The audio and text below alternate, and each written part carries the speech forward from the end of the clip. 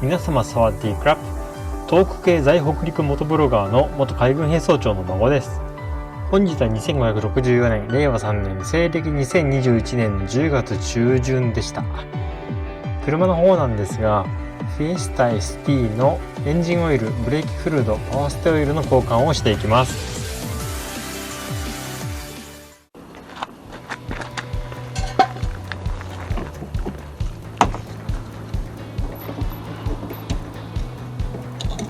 オイル交換しやすくなるので右前輪を外していますが、車載ジャッキの接地面がヤバそうなのが分かりますね。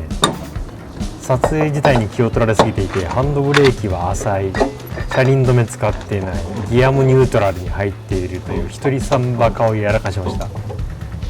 ネットで晒してやりますわ。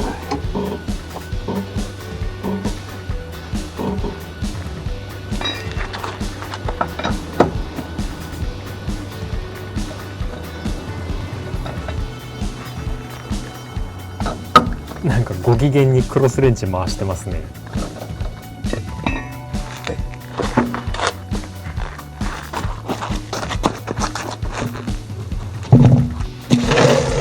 ホイールを車体下に置くのだけはやってます。これカメラに映り込むところなんで映えを意識してるんでしょこいつは。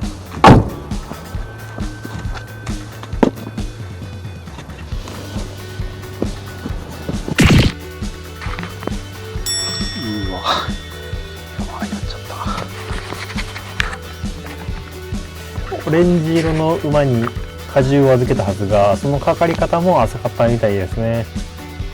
車体はサイドスカートが外れかけています。ジャッキはタイヤの部分にめり込んで止まったんで、ホイールに新しい傷は入りませんでした。その代わり車体ジャッキは大破しました。フロアジャッキを出しまして、オレンジ色の馬をかけ直しました。さて、気を取り直していきます。エンジンオイルを抜きます。撮影アングルがすごい厳しいです。上から空気が入って抜けが良くなるようにフィラーキャップを外します。このエンジンオイルは 12,200km で2年半使いました。ホーネットほどではないですが使いすぎですね。ただオイルレベルの確認と補充はしていました。なお、オイル交換後だからエンジンが軽いなぁが全然体感できないアッシュオイルなんですが、さすがの7年無交換だったホーネットは一般的なエンジンオイル 3000km 交換後並みに体感できました。劣化が分かりにくいせいで、せっかく交換しても快感を得られないという欠点はありますね。アッシュオイルは。エンジンオイルドレインプラグをトルクレンチで締めます。ちょっと力がかけにくいためか、ものすごく強く締めているように見えますけれども、28ニュートンメーターでした。またアッシュオイルですね。 10W40FS を入れます。この粘土指数に加えてメーカー公表の同粘土を見ても面白いです。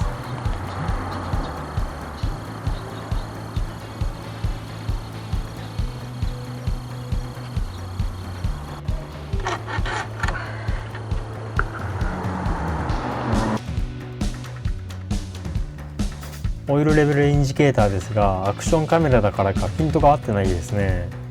青の線を越えたぐらいにはあったんで、エンジンを一度かけたら青以下で落ち着きそうです。また次の日とかにも、チェックします。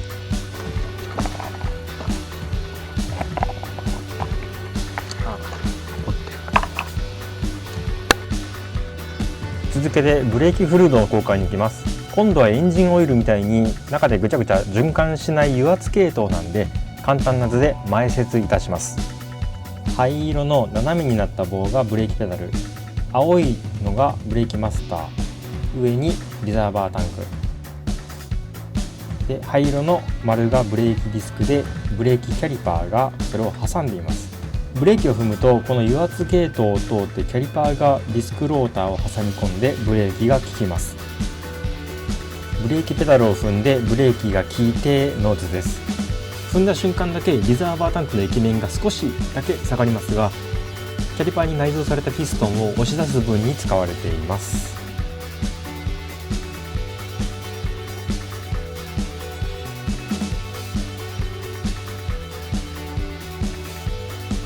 では茶色いブレーキフルードを交換します。赤のブリーダーボルトが締め込まれていますが、緩めるとボルト中央の穴からフルードが出てきます。そこにチェックバルブ逆流防止弁ですね、これをつけたホースをつないでおきます。はい、ブリーダーボルトを緩めました。実際は半回転ちょっとですね。そしてブレーキペダルを踏むと圧力が排液タンク側に逃げる、つまりフルードが出てきます。リザーバータンクの蓋を外しておきます。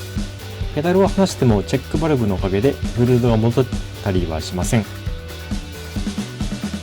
またふみふみしていきます。リザーバータンクの液面が下がってきましたね。ここで新しいブレーキフルードを補充します。一番危険なのはこの油圧系統に空気が入ることですので、リザーバータンクの液面とブリーダーボルトとホースの接続には最大限注意してください。さらにふみふみしていくと順調にブレーキフルードが押し出されていきまして、いよいよブリーダーボルト接続ホースから綺麗なフルードが見えてきました。車体の油圧系統はこれで交換完了です。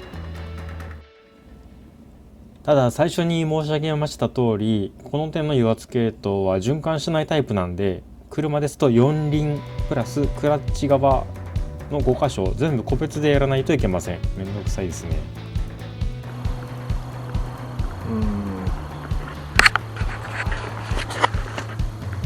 じゃあ緩めますね。ちょっと出てきた。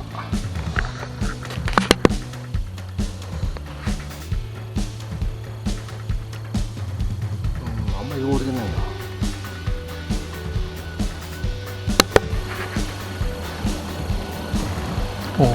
ブレーキフルードタンクの量を確認しながらブレーキペダルを踏んでフルードを押し出します。ドット 5.1 を使います。ドット 5.1 は、エチレングリコール系で、5.0 がシリコン系かなになるんで、ちょっと混ぜたら危ないです。続けてパワーステアリングオイルの会員交換をします。これはもう簡単なやつです。循環してくれるオイルなんで、上から抜いて足して循環させて抜いて足してを繰り返します。パワーステオイルをバカでかいスポイトの先にホースをつけたもので、貪欲に吸い取ります。オイルバッグに吐き出しますが、音がお下品ですね。どうしよう。汚れたオイルを新しいオイルで薄めていくという点が難点なんですが、完全交換が難しいのと機械への馴染み方とかを考えると、悪くない方法だと思います。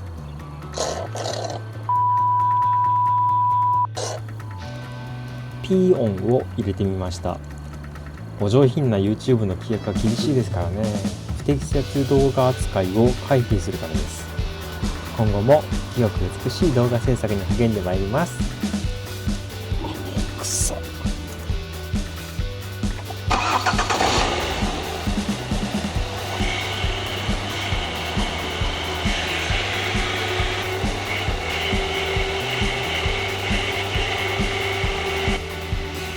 パワーステオイルの循環のためにエンジンをかけるだけじゃなくて、ステアリング、ハンドルですね、ハンドルを据え切りするため、車体への負荷を軽減するために前タイヤの下に水をまいています。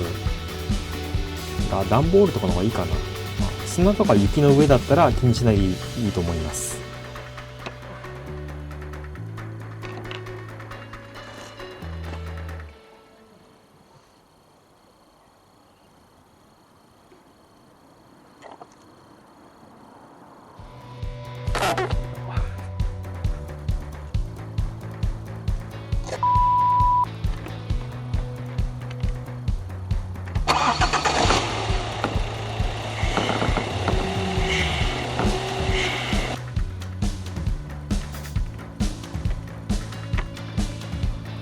灰色がかった黒から黒ずんだ赤紫色に変わってきましたんで、適当なところで切り上げます。